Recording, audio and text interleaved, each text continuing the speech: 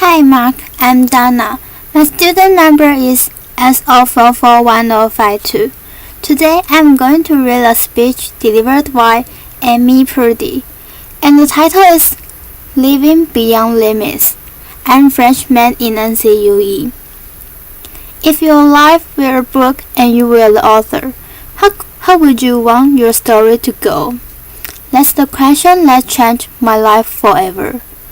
Growing up in the hot Las Vegas desert, all I wanted was to be free. I would daydream about traveling the world, living in a place where it snowed, and I would picture all of the stories that I would go on to tell.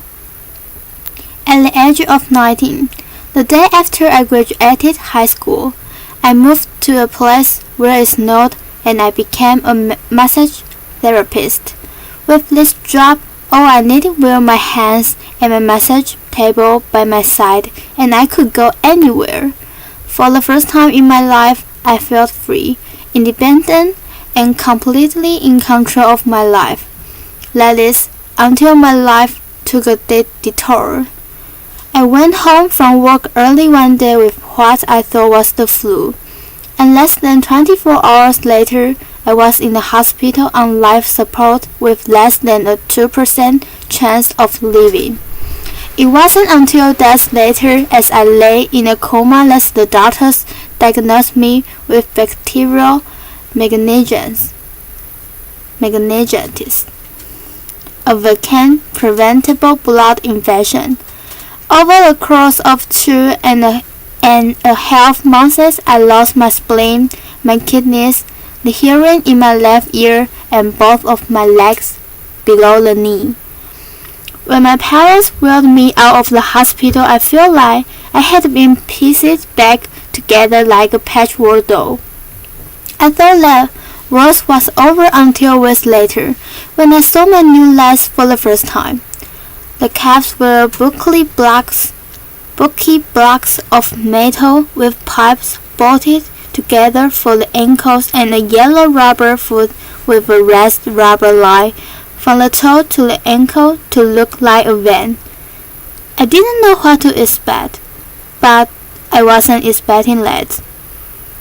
With my mom by my side and tears streaming down our faces, I strapped on these chunky legs and I stood up. They were so painful and so confining that all I could think was, how am I ever going to travel the world in these things? How was I ever going to live the life full of adventure and stories as I always wanted? And how was I going to snowboard again?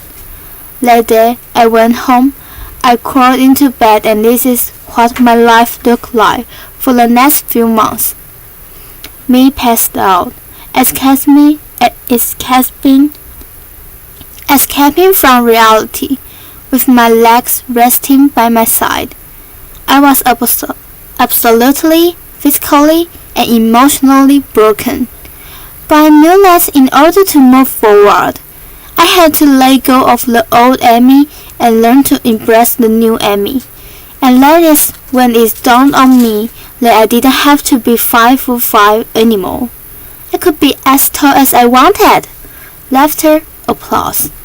Or as short as I wanted, depending on who I was dating. Laughter. And if I snowboard again, my feet aren't going to get cold. Laughter. And best of all, I thought, I can make my feet the size of all the shoes that are on the sales rack. Laughter. And I did, so there were benefits here. It was this moment that I asked myself that life-defining question. If my life were a book and I were the author, how could I want the story to go? And I began to daydream. I daydreamed like I did as a little girl, and I imagined myself walking gracefully, helping other people through my journey, and snowboarding again. I didn't just see myself curving down a mountain of powder. I could actually feel it.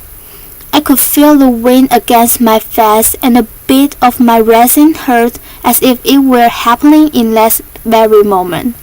And that is when the new chapter in my life began. 4 months later, I was back up on a snowboard.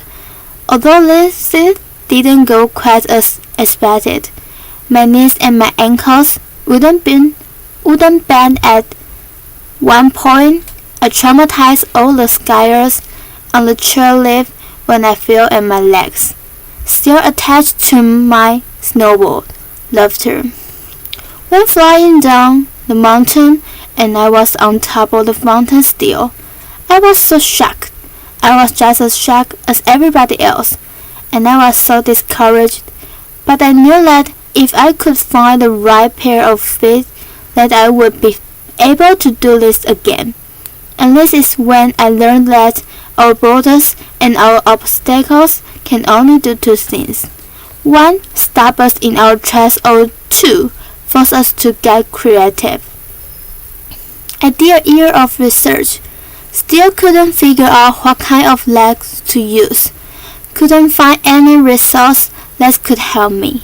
So I decided to make a pair myself. My leg maker,